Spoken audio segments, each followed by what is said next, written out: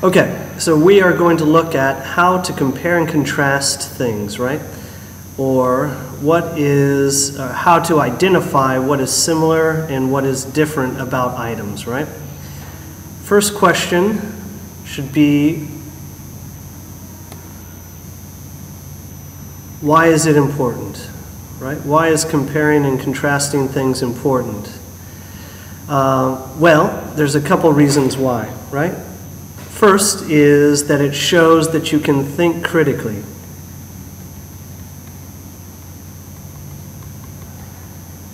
Right? It's proving that you can think critically. That's number one. Number two, right? It's showing that you can analyze. Right? So that you can think critically and analyze. And number three, that you can pull out details.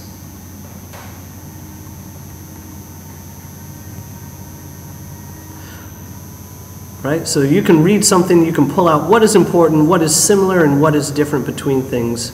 Those three things are why you have to be able to compare and contrast. Right? Okay, let's look at, first off, what is comparing? Right, comparing is looking at features that things, when we say things, we're talking about events, about people, about places. What do they have in common, right? So what is similar, right? So what are two different things? What events, people, or places? What things do they have in common? What do they have that is similar? Let's use this as an example, right? Let's look at Hong Kong and Beijing. Surely most of us have all visited or been to these two cities, right? They're both major cities, right? So that is a comparison. They're similar because they're both major cities. They're both big cities. That's a comparison. That makes them similar. Right? So why don't you pause this video for 10 seconds and think of 3 more things that are similar about Hong Kong and Beijing, and then unpause it. Okay. Possibly, here's some of the things that you might have come up with, right? You could have said, maybe, what is similar about Beijing and Hong Kong, right? They both possibly speak Mandarin, right? So they both speak Mandarin or Putonghua, right? I'll abbreviate. So people in both cities can both usually speak these languages, Mandarin or Putonghua, right? What else is similar? How about they're both part of China?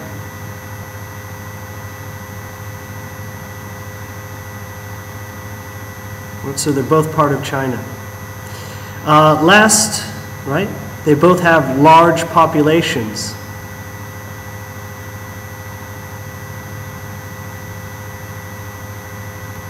Right? So these are 3 similarities of these two cities. Hong Kong and Beijing. They both speak Mandarin or Putonghua. They're both part of China, and they both have large populations. Now, important when doing comparison and contrasting, make sure that it is truly a comparison. So that means you need to have 2 pieces of information that are similar, right? So, is this a comparison? Hong Kong has a large population, right? Hong Kong has a large population. Beijing, right? Beijing, they speak Mandarin. So Hong Kong has a large population and Beijing speaks Mandarin. Is that a comparison, right? No. Because you have 2 different pieces of information, right? So you're not comparing features that are the same, that are similar, right? So make sure that your comparison is truly a comparison. All right, so we understand comparison. Let's look at contrasting, right? What is contrasting? Well, it's the opposite. You're looking at what is different, picking out things, events, people, places that are different, right? So let's use our same example. Hong Kong and Beijing, right? So Hong Kong is near the ocean, right? We're surrounded by ocean, and Beijing, though, is landlocked. That means that it's not near any water, right? It's not near the ocean. So that's different, right? Hong Kong's by the ocean, Beijing's landlocked, it's surrounded by land. Right, so again, why don't you pause this video and think of 3 things that are different about Hong Kong and Beijing. How would you contrast them? Okay, possibly, right? Some different contrast that you could have come up with. A lot of students might say food, right? The food is different in Beijing and Hong Kong, right? In Hong Kong, we have dim sum. Let's see, we have barbecued pork buns. In Beijing, they have Beijing Peking duck, right? They eat more noodles, maybe, right? So this is different. Possibly the food is different, right? The size of the city could be different, right? I'm not exactly sure which one's bigger or not, right? I would guess that Beijing has a larger size. So the amount of land, right, that makes up the city could be different. Another one is the age of the buildings.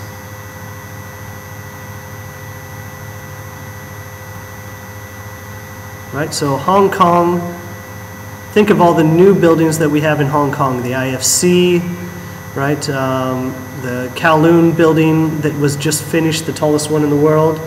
But in Beijing, right? All the buildings, usually they're much older, right? So this is different. Different food, different size of the city, and the age of the buildings are all different. Now, right, again, remember, when doing a contrast, it's important to make sure that you're truly contrasting. Oops. Let's erase that.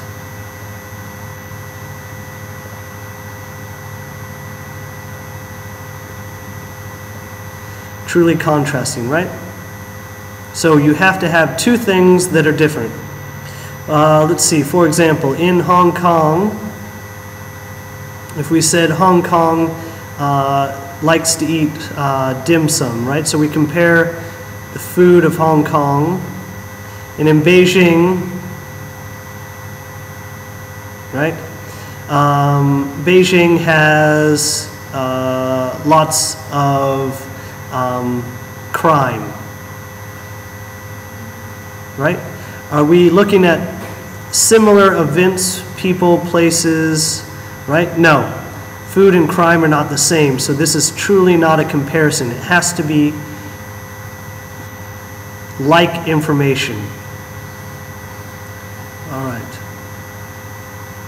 So next, let's look at some clues, right? When you're reading or you're writing, it's easy to use these clue words, right?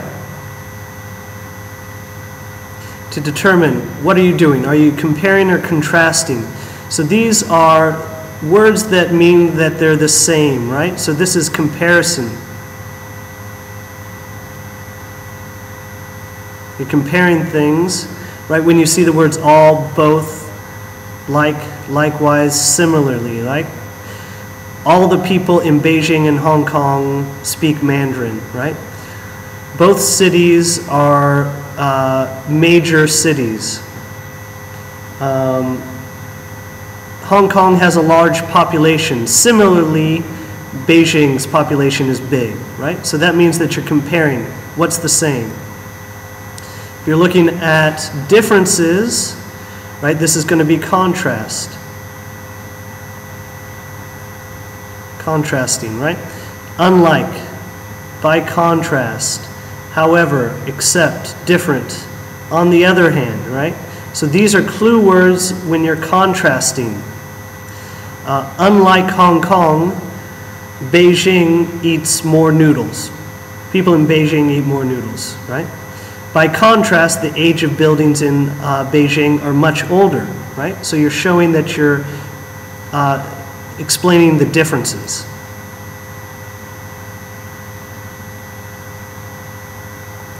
Okay, now last thing that we're going to do is we're going to look at how can you start planning, preparing for a comparison and contrasting essay, right? You want to generate a lot of ideas so you can come up with the best ideas. How can you do that, right? One of the ways is a Venn diagram. You see we've got two circles, right? One circle here that goes this way, another circle here that goes this way, right? You'll notice that in the center these two circles overlap, right? So in the center we're going to talk about comparing what is similar, what do they both have in common, what do they both have in common, what is similar, right? Over here we're going to talk about the individual, right? So what is different, what is the contrast?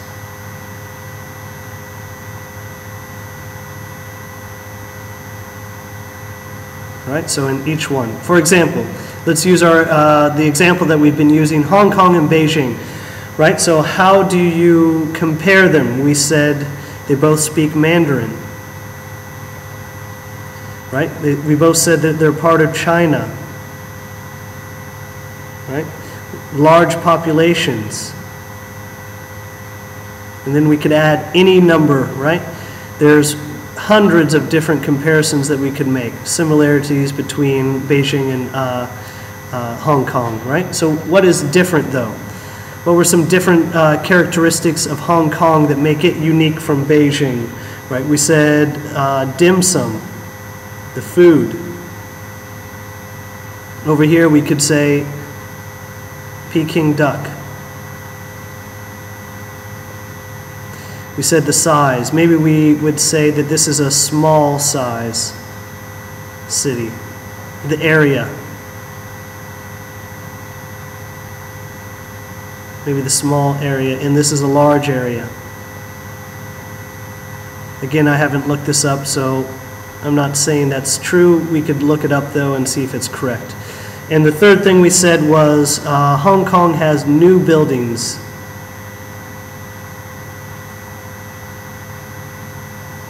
Right? And we said old buildings. All right? So this is how you start to plan your your essay comparing and contrasting. Next we'll talk about forms.